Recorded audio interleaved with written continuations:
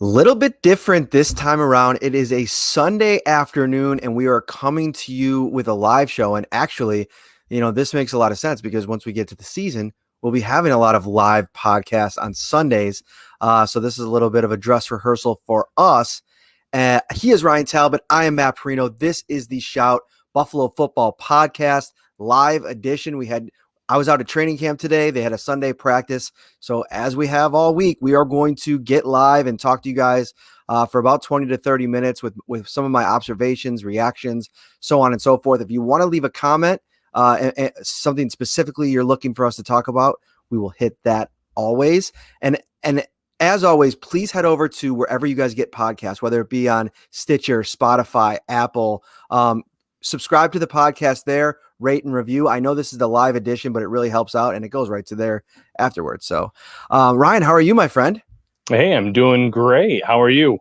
I'm great. We had a little sun today. It was a hot one out there, and practice obviously got pushed back an hour. A couple Northeast teams around the league dealing with a lab issue in New Jersey, some false positives here we've seen from COVID. And actually, if you're just kind of getting up to speed on things here, Adam Schefter actually just reported before we went live that Josh Allen was, according to one of his league sources, was one of the guys on the Bills that had a false positive. If he tests negative tomorrow, which would be a second negative test in a row, he can return to practice. And from Adam's report, that is the expectation. But a lot of people, this is interesting. We talked to Brandon about it today, Ryan. He did a quick video conference call right before we went out to practice, and he kind of said this was a nice fire drill, because if this happens in season in 3 weeks when there's games, they're going to have to kind of adjust on the fly. And I feel like the Bills, more than any team, or more than most teams, I should say, are really equipped to deal with this, because it was even Matt Barkley who said today, we'll talk about his day on the practice field, but he was in a press conference as well. And he said, this is the life of a backup quarterback. And it was just another day for us. There was no hemming and hawing. It was just get out to the practice field and get to work. Yeah, but this is wild to consider and to think about, because you're right. We're 3 weeks away from actual games being played. And this happens in 3 weeks' time. All of a sudden, an important divisional game against the Jets could have a backup quarterback or a star player on the defensive side of the ball out of action. It's just something where, I guess it's good to get the preparations down now, the fire drill, as Brendan Bean put it. But you have to hope that the lab, especially if these are all false positives, that they get whatever the issue is under control now, so this doesn't happen during the regular season, or we don't see another instance of this happening. So it is a little worrisome. I did find it interesting as well that Schefter mentioned that Allen is one of 6 Bills players who got the false positive test results this weekend, because as you guys were at practice, you were noting certain players weren't out there. And it didn't quite add up to that 6. So we're going to have to wait until that transaction wire comes out here in a few hours and see who else is on that list. But definitely something interesting for everyone covering the team this morning, I'm sure. Yeah, it was just like a little bit different. I see some questions in there. Daniel, is the lab in Western New York? No, it's in New Jersey, and that's kind of a hub for a lot of the Northeast teams. Some of the teams that also dealt with this issue: the Cleveland Browns, the Pittsburgh Steelers, and several other teams. But to your point, Ryan, I mean, this is going to be something that's crazy, and I think that's interesting is that this is something that popped up. Maybe it's a positive thing that it did. 3 weeks before the start of the season, the NFL could really kind of go back to the drawing board here and say, okay, what kind of protocols do we want to institute to help teams deal with this if it does happen in season? Because, if it ends up being a false positive, should Josh Allen, who finds out on, say, maybe a Friday or even a Saturday morning, should he not be able to play because he needs 2 negative tests? How quickly do those negative tests have to be spaced out? So, there's so many things that this is another wrinkle to the season. And also, it makes you wonder if the Bills will be comfortable moving on from Matt Barkley when it comes down to cut down time. I know a lot of people, I saw one comment asking about, how Jake Fromm looked today. And, I'll get to my observations. I didn't think Jake Fromm or Davis Webb really wowed too much today. There was one play from Fromm that we'll mention later in the show. But Matt Barkley is so used to this. Not only is he used to the system, he's familiar playing with Brian Dable now. This is going to be his third season, familiar with Josh. He's had to go into a game before. He's had to start a game before, in this system. But he's also an experienced backup in this league. Jake Fromm's been a starter at Georgia. You know what I mean? And I think Davis Webb, to a lesser degree, he hasn't had as many live in-game regular season reps as Matt Barkley, but he's probably even more prepared to assume that role than a Jake Fromm. So that's going to be that's all going to play into things this year, and that's just the nature of the COVID world. Yeah, and that just speaks to the importance of having a veteran backup. A few weeks ago when we had Sal on the show, we were talking about, would you feel comfortable trying to get Jake Fromm onto your practice squad and have a team potentially steal him versus Matt Barkley? And based on what happened today, I would say I want Matt Barkley on my main roster because you need that veteran presence. If something like this popped up, you want to make sure that you have someone who's good to go, that you're not worried about being taken off your roster in that 48-hour window week to week. So it's definitely something that I'm sure is going to have to be in the back of the minds of Brendan Bean and Sean McDermott and everyone else who goes in the decision-making process of finalizing this roster when that time comes. 100%. All right, let's dive into this practice today because it was the pads were on. It was another thud up version. And, Brandon Bean said in his press conference today that the expectation is that they go to more of a scrimmage like atmosphere on Thursday again, kind of treating that like the game of the week, maybe replacing those preseason games. Nobody said that, but I think that probably would be the ideology there. And so I'm wondering if one of these two practices in the next 2 days is going to be a little bit more up tempo, maybe some tackling.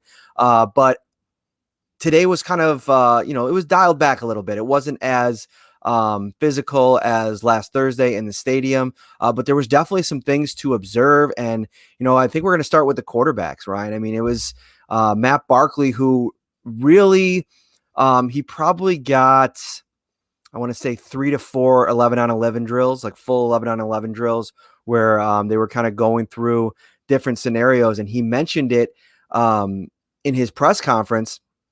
He was talking on the side with Stefon Diggs while they were going through some individual work and kind of where he wanted to see him break on a ball, where he wanted him to be, where he was going to deliver it on a short slant route. And lo and behold, a few minutes later in the team drill, it was Matt Barkley to Stefon Diggs for about a 5-yard touchdown on a slant route, perfectly run. He beat Levi Wallace. That was the lone touchdown of the day, the lone touchdown drive of the day. This defense continues to play really well. But that whole drive was almost like the buzz of practice. Like that was the big moment of the day. I think it was a 7-play drive. There was a few completions. 4 of them went to Stefon Diggs, a lot of like short routes. But the first one was on a screen in the right flat where I felt like, that just to me looked like a play that I've envisioned Stefon Diggs running in this offense since they made the trade for him. It was get the ball in his hands quickly, right off the snap, take out any distractions. It's the receiver versus the defense, and you just saw the power of the way that he was able to turn up field, just hits a second level, really just the speed, the quickness, the awareness of where the defenders are. And again, they're not tackling, but it's just, you could see that it really jumps off the page at you. Yeah, I like what you said in your observations about how, it was another great day from Stefon Diggs, but at this point, it's what you just come to expect. It's just almost ho-hum at this point. And we really haven't been able to see him that much. So that's just how impressive this guy is and how much of a factor he can be for this team going forward. But what about the other quarterbacks? There was someone that asked about Jake Fromm, as you said. You said he had one really good throw, so maybe let's touch upon that before we move on to another question in the comments or talk about another positional group. Yeah. So Jake Fromm, nothing like, we can't get into how the reps were split up. So I can't really tell you anything super specific. I can only just say that nothing really popped other than one play. And it was the guy on the other end of the throw that I think was the reason the play happened, but it was Gabe Davis again, the rookie 4th round wide receiver, ran a little slant, little bit of a crossing route over the middle. Jake Fromm saw it, got the ball in his hands, and it was the Jets were turned on again, just like the route that everybody saw, or the play that everybody saw him run from the scrimmage last week. It was the same kind of deal. I mean, he turned it upfield, kind of beat his man on the across the middle, got to that left sideline, and then charged upfield. And they weren't tackling, so I'm not sure if he would have been taken down in a normal game environment. But it was. I continue to be surprised at the speed of Gabe Davis, and I shouldn't be, because I've gone back now and watched some of his tape at Central Florida or UCF, I should say, and that to me is there's a lot of speed there. I noticed that what he was able to do, how he was able to win, and sometimes I think you got to go beyond the scouting report on a guy, and I think that that's what Brandon Beane and company did to target Gabe Davis, and Brandon Beane is always quick to slow everybody's roll, and rightfully so. I mean, earlier this offseason when they were talking about, he was asked about the Bills potentially being the favorite in the AFC East. He was like, wait a second, there's still Bill Belichick out there. You still got to go through the Patriots to win this division. Okay, I see you working there, Brandon, but I would say that, we're sitting here, especially back then, probably the Bills more so as the favorite, but he said today that he thinks that rookies across the league are going to struggle this year because there's just not the kind of runway to figure things out. But the cool thing about Gabe Davis is he spent the offseason, really getting up to speed before he ever got to the facility. I mean, Matt Barkley mentioned working with him a bunch of times out in California and how quickly, early on in the process, how quickly he already had a foundational, fundamental understanding of where to line up, where to set up on a route. And so you're seeing that comfort level play out on the practice field now, and we're just getting started here. And so I wrote in the observations, I really think that despite there being a very, very set starting three who are going to get a lot of snaps and a lot of targets between the three of them, I think Gabe Davis is showing that he's too talented and too ready not to be implemented in some way. Yeah, I love that talk too. And Sean McDermott, same thing, splash cold water on the rookies this week when he kind of said a lot of runway in front of them. Let's not get too far ahead of ourselves, pretty much. And yet here we go. Almost every single day it's been Gabe Davis has done this. Gabe Davis has looked really good. And the beauty of this is Gabe Davis does not have to come in and be a featured receiver. There's not a lot of pressure on him because you have Stephon Diggs, you have John Brown, you have Cole Beasley. So if you do run those 4 wide receiver sets, you're having him out there with those defenses paying so much attention to the other 3 that he could really make an impact. And I don't know what that means in terms of receptions, but he could make one big play every game or every other game for this team because their attention is going to be elsewhere. So it is promising to see how quickly he's gotten up to speed. And yeah, there probably aren't going to be as many impact rookies this year because of the whole offseason being shortened, but he could be a guy that steps up. Now, any other receivers or pass catchers? So I guess I'll open it up to even the tight end position that caught your eye today. Yeah, I want to talk a little bit about Tyler Kroft, who made a nice play today. But before I do, it's interesting. I've put out now 4 observation pieces, and I feel so bad. I've not mentioned Isaiah McKenzie in any of them, and I probably should have to this point because he's just been really, really sound. He's been really good, as he's been, as he was all last year. I thought that every time he was given an opportunity, he was out there making plays, but he looks just fast. He looks like a different level fast, and I'm not surprised. If you don't follow him on social media, I definitely recommend it. And to be honest with you, I'm a guy that is always kind of poking around on social media for any types of training tips as I try to, keep my, all the work that I did when I was out in Vegas together and somehow being back in Buffalo and just eating terrible. But so I'm always poking around and Mackenzie's Instagram, some of the, the workouts that he's posted. I mean, it's no surprise that he looks in tip top condition. There was a couple big plays that he made today.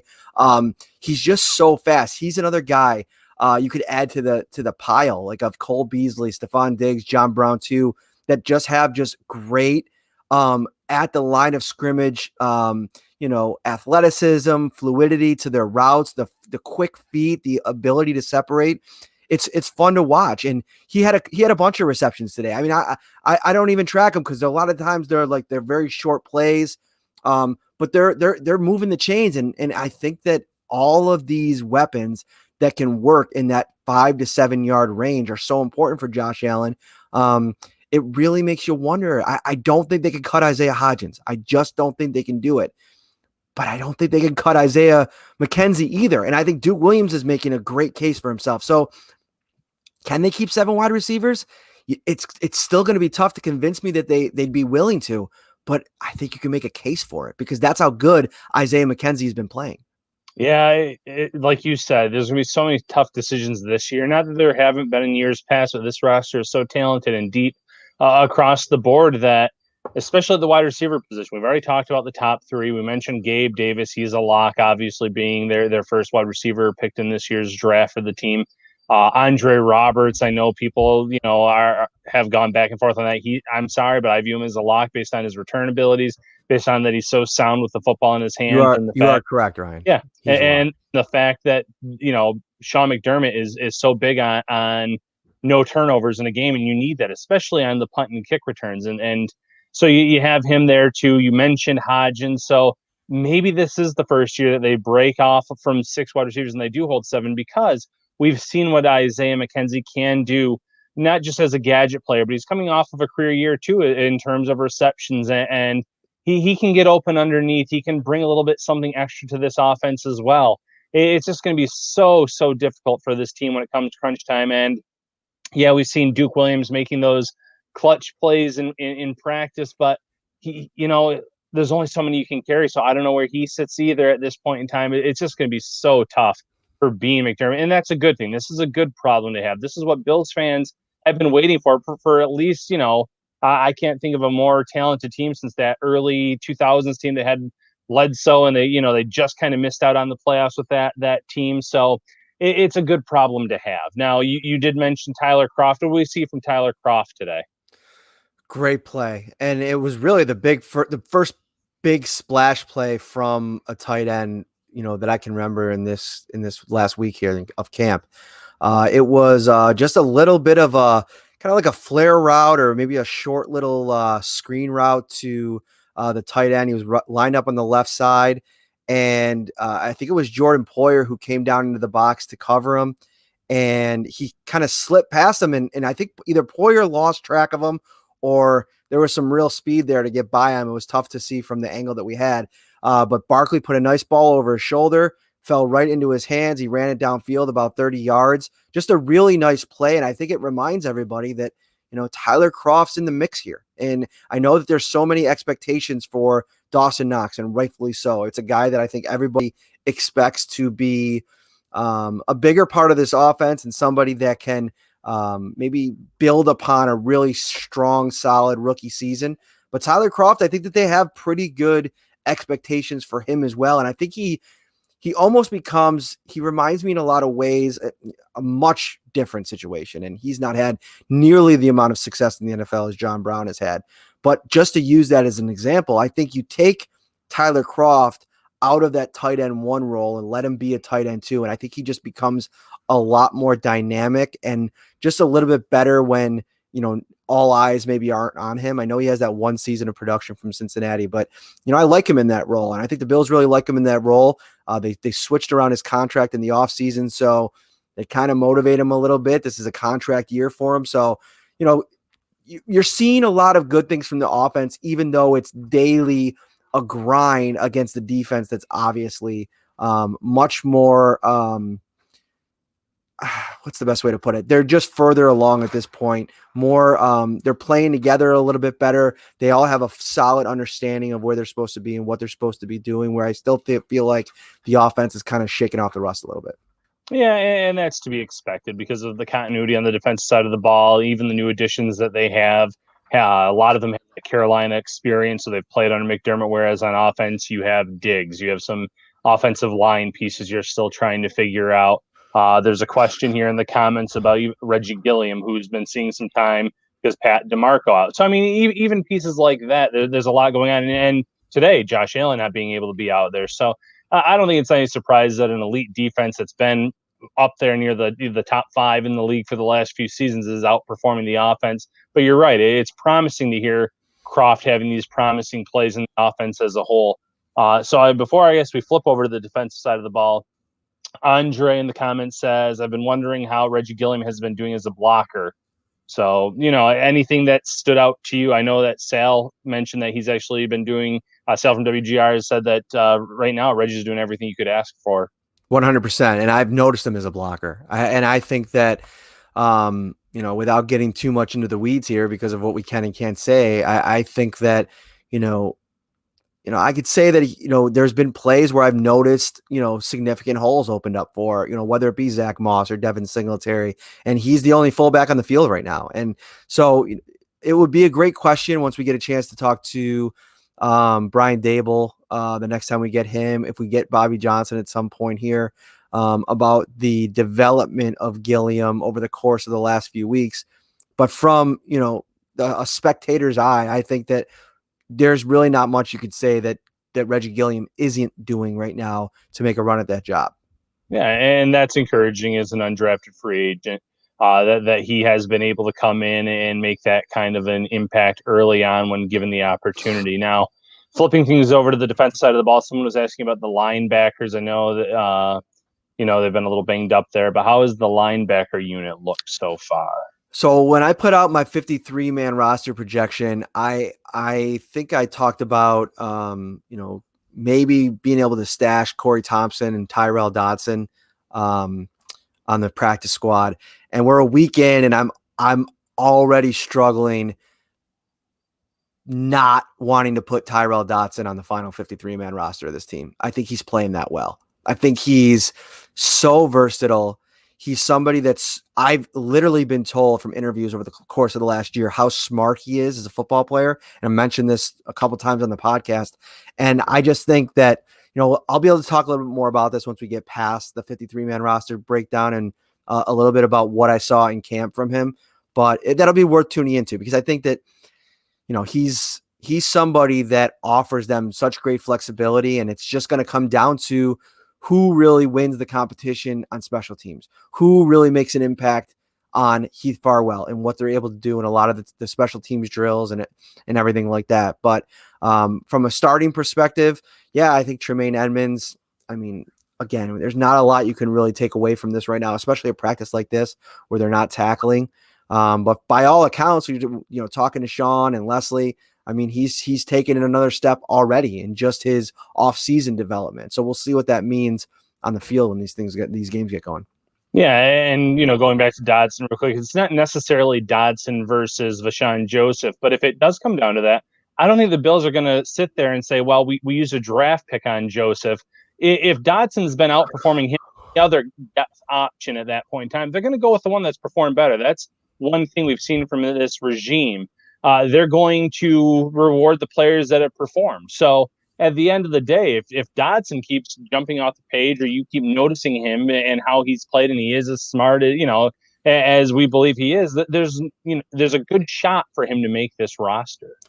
Definitely. And, I think it also comes down to who do you trust in this kind of situation? Because we've seen, like in this kind of season, we've seen over the last couple of years, Tremaine Edmonds deal with an injury or two. Matt Milano, who's missed an extended amount of time on two separate occasions. So you have to be comfortable with who you have at the bottom of your roster. A little injury update.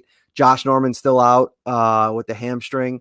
I'd imagine he's going to be out for a little while as he gets that kind of figured out. And interesting enough, Brandon Beane said the team is not currently planning to sign a cornerback, or he said they're keeping kind of like a rolling list of guys they can bring in for workouts if need be, but there's not an immediate need.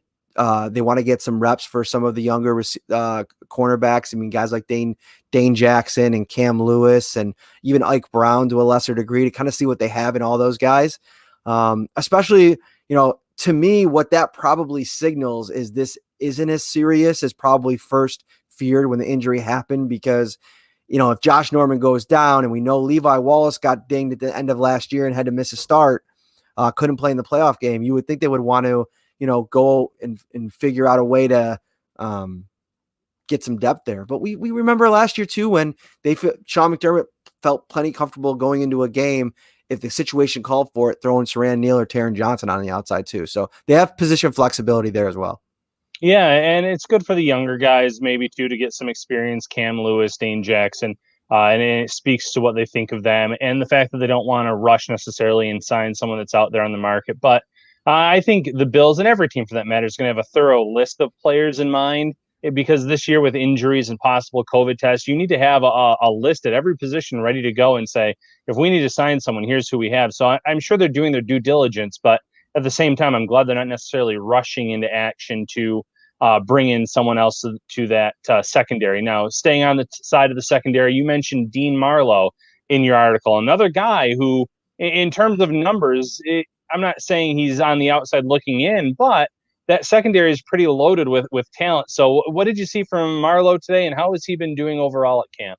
Oh, he's been really good. And I think that, going into this thing, you know, it's no secret, why Sean McDermott and Brandon Beane keep some of these guys around or keep going out and getting certain players. I mean, there's a trust factor there as well. And there's a familiarity, and Dean Marlowe fits that role. Like, he can play so many positions. It was, we saw last year, he could play both safety spots. He could play that big nickel corner role, which, Sean McDermott is always kind of eager to play. And, we've seen Saran Neal in that role and over his career. And I think Dean Marlowe is somebody that offers great flexibility, high football IQ, understanding of the scheme. And to me, that's like a big three right there of can't miss traits. I think he takes over that Kirk Coleman role. I think he's ready to kind of assume a bigger leadership role on this defense. And, most years I would love to have just, after practice, walked over to Jaquan Johnson or Josh Thomas, who is another undrafted UDFA safety, and just ask them what it's been like, not only, learning from Micah Hyde and Jordan Poyer, because we know how much you can learn from those guys, but what's it like to learn from Dean Marlowe? Because I know for a fact so many guys, Taron Johnson included, whose locker was right next to Kirk Coleman last year, that's years of institutional knowledge at your disposal. And so the Bills do a really good job of setting that up in their locker room, player-driven leadership and player-driven education. Like, make sure that these younger guys are brought along just as much as led, if you will. So D. Marlowe's playing well, had an interception today, easily could have had two, one in the 7-on-7, which was just actually was a screamer from Matt Barkley that went over the head of John Brown, and just he didn't see it in time. And then the interception, as I wrote about in the story. Yeah, very interesting. And then I guess going over to special teams, kind of a big day kicking wise, as you guys got to see Tyler Bass again. So what do we see from Tyler Bass today? He was great to start things off, and it was interesting because we noted in the last 4 practices there's been a couple of occasions where he's missed on those 49 or less kicks, which is one of the big question marks going into the year. Like, can you trust Tyler Bass to, he's probably going to make the long one. He's so comfortable there. Can you trust him to make the short ones? Well, today he was a perfect 4 for 4 on everything under 45 yards. And then they moved it to 54 and he missed 2 wide right. And the second one was way wide right. So, I mean, big day for Steven Hauschka, who didn't kick, but is now almost given the opportunity to really maybe move himself into the driver's seat. We saw him hit a 50-yarder at the end of practice on Thursday. So if he could come back maybe tomorrow, get the same drill and make maybe one of those 50-yarders in addition to the other ones, I mean, he could really pull ahead in this competition. Yeah, and that's huge. I've said from the get-go, you've said from the get-go that if all things are close, at least I believe it's Bass's job to lose in that situation because they used the draft pick on him. But he's leaving the door open either way for Hauschka. Making those shorter kicks, and then if he would have hit on one of those 54-yarders today, that really would have put some pressure on Hauschka the next time you guys were able to see him kick. But now, like you said, if it's 50, 51, 52, and Hauschka goes out and nails it tomorrow, or whenever you see him next, it is, and he's still solid from those shorter kicks, well, then maybe it's not so cut and clear what they're going to do there, because in such an important year, they probably want to make sure that they have a kicker they can trust and depend on. So definitely something to monitor as we continue here going into this week's set of practices. 100%. All right, let's wrap this thing up. We've been about 30 minutes here on this Sunday. We will probably be back Tomorrow, I'm hoping if we get out to practice and we again have an observation filled practice, we will be back. If you're watching live, YouTube, Facebook, Twitter, hit that like button. If you're grabbing this on one of the podcast platforms in audio form, please subscribe, rate, and review. We really appreciate it. He is my co-host, Ryan Talbot. Go read his Reggie Gilliam story from yesterday. It's great. I am Matt Parrino, and we will see you tomorrow. Bills Mafia, thank you for joining us.